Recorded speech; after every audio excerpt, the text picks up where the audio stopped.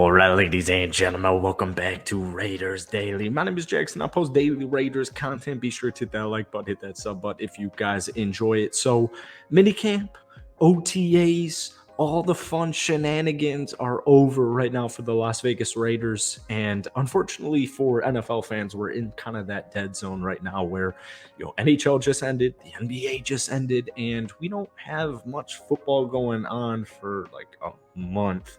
However, we can dissect what has happened already. So that's exactly what we're going to do today. We're going to dive through OTAs, we're going to dive through minicamp, and we're just going to take away a couple of things from the Las Vegas Raiders. Once again, man, I haven't made a Raiders video in like a month on this channel. Raiders Daily, it's a horrible name if you're posting once every month. That's going to change. We're getting back to daily content, so I appreciate all the love. First things first, the Josh Jacobs holdout is extremely interesting to me. The way I see it is this: if the Raiders are fully healthy next season on offense, they will, like, at worst, I don't even know how you could argue it, they'll at worst be a top 16 offense in the league. We take a look at this team, Jimmy G, a healthy Jimmy G, right? We're taking this all on paper. We'll talk about Jimmy G later on in the video. But you have Jimmy, you have Josh Jacobs, you have Hunter Renfrow, you have Devontae Adams, you have Jakobi Meyers, now you have Michael Myers, you have Michael Mayer, you have a nice, actually really nice tight end room. The offensive line is bringing back everybody. Like, the offense at worst to me is going to be 16th in the league. Now, if Josh Jacobs can't and the Raiders can't come to some type of an agreement with that franchise tag, if he can't sign that contract, we might have a little bit of a different situation. We might have a little bit of a different combo. However, the good news is Zamir White, apparently in OTAs and minicamp, was impressive. All right, he displayed growth of his knowledge on the system in general, his pass protection ability, overall awareness, and ball carrier vision. Keep in mind, this guy had less than 20 total carries last year after coming out of Georgia and getting drafted by Vegas in the later stages of the draft. Zamir White was a player, if you remember my videos from about a year ago, Zamir White was a guy I was extremely high on. I know he dealt with his injuries in the past, and I thought that was a reason why he slipped so low, and I was thinking, all right, maybe Zamir White isn't a 300 carry, 1,500 yard running back, but I think he's a fully capable backup, fill-in starter.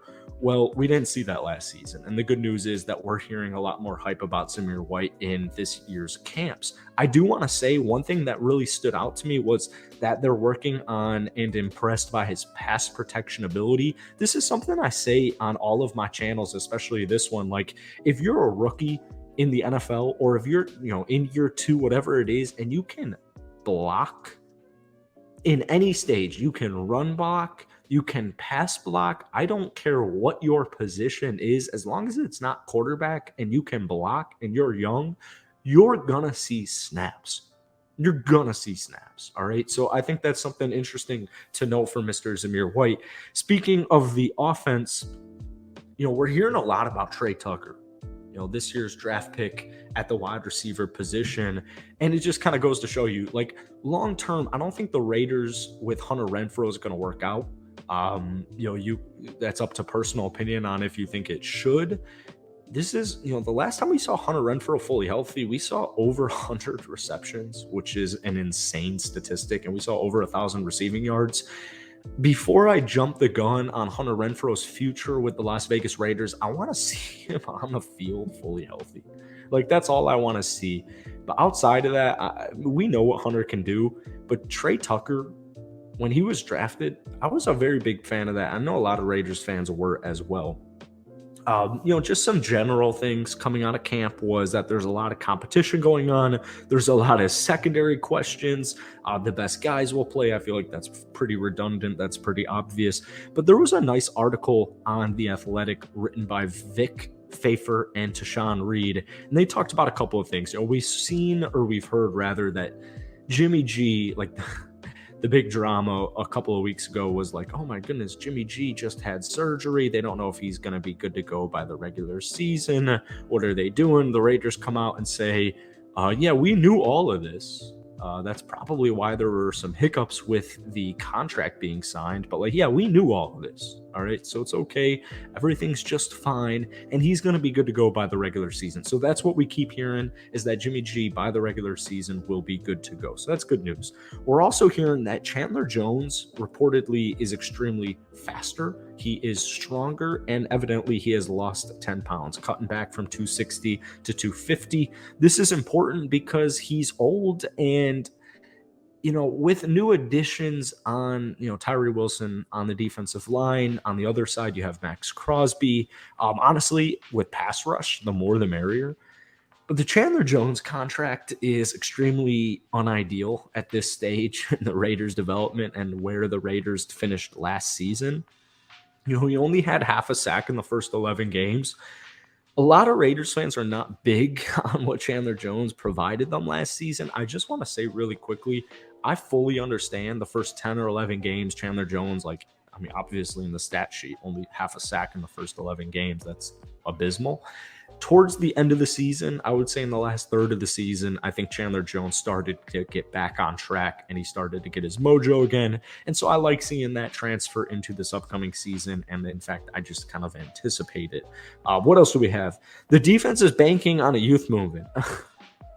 I mean, you think?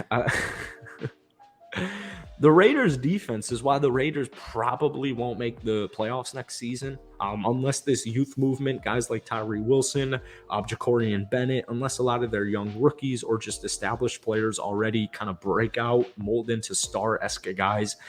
It's not the furthest thing in the world. Like, think Divine Diablo. Like, we call him Double D on this channel if you're a new listener. Double D last season played 8 games. All right? He had 74 tackles. I mean, talk about absurd, unreal statistics. He had 74 tackles in 8 games last year. And then, unfortunately, that was it for him. All right? He got injured. Double D got injured. You hate seeing Double D's go down. However, it happened. But that's kind of my point here. Tyree Wilson, maybe he becomes kind of like a Rookie of the Year player. Jacorian Bennett, day one starter. Divine Diablo turns into, what we've kind of been thinking he could turn into, like a multifaceted, versatile defensive stud that can play a multitude of different positions, especially from, his background in college. That's not surprising to me that they're expecting or they're banking on a youth movement. It just kind of comes down to, well, if the Raiders are going to hover around middle of the pack defensively and your offense is going to be around what they were last year, which was top 10, honestly, the Raiders season next year probably won't be that bad. All right. We'll just leave that out there. I'll float it out there. And then finally, and we'll probably talk about this tomorrow or at least in a few days, Marcus Peters evidently or reportedly rather is likely to sign with the Las Vegas Raiders. I think this is a genius move.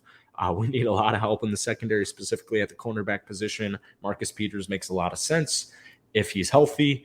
He tore his ACL a couple of seasons ago. He was coming off several straight Pro Bowl appearances.